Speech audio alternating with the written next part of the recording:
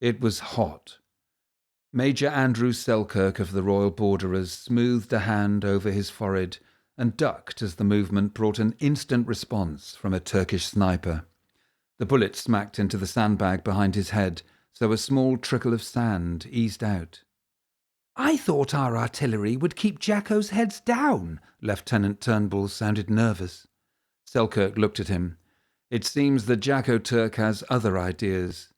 The British guns fired non-stop, pounding the Turkish positions on either side of the ridge. Dust, smoke, and the stink of lyddite filled the air. Selkirk narrowed his eyes at the evil orange petals of explosions and the occasional chunk of rock thrown high above the ground. "There shouldn't be anything left after that." Turnbull sounded impressed. "And look!" He gestured out to the calm waters of the Mediterranean, where the ships of the Royal Navy were giving support. Every few moments the lean grey vessels were obscured by smoke as they unleashed a broadside. The rip of heavy artillery overhead should have been reassuring, but Selkirk doubted that it was effective. He had been in too many battles to expect everything to go well. "They're firing hard enough." Turnbull grabbed a pith helmet as another bullet zipped overhead. "Aye, but not on our front," Selkirk pointed out. He crouched low behind the sandbags and indicated the ground ahead. "The guns are plastering the Turks everywhere else. Our divisional artillery is still sitting in some quayside back home."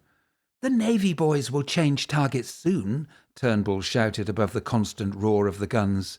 "Then Jacko will know all about it." Selkirk grunted and said nothing. He looked along Fir Tree Spur, the broken ground along which 156th Brigade, including his Royal Borderers, was to advance. There was a succession of ravines which might give cover to his men if the Turkish machine guns opened up, but conversely, the Turks could be lurking inside them, waiting. Knowing the high calibre of Turkish infantry, and very aware that his men were untried weekend territorials, that thought was unsettling. The sun was high, bursting the sweat from his forehead, and dampened his armpits and the back of his shirt.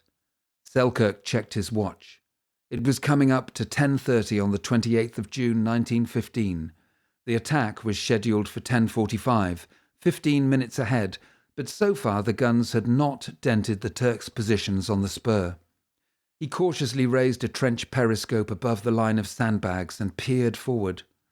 There was hardly a single shell burst on the Turkish positions, yet his men had to advance 1,500 yards and capture them. Over there is the Ask-Rishahaneh, he thought, the Ottoman army, once the most feared military force in the world. Over there sits Jacko Turk, representatives of the same army which had held Christian Europe in fear for centuries, which had conquered the Middle East, North Africa, and much of Eastern Europe. Over there, in well-dug trenches and behind rows of sandbags, crouched over machine guns and grasping modern German Mauser rifles, the Ask-Rishahaneh waited for his few hundred territorials, his part-time soldiers who had never fired a shot in anger or seen the face of an enemy.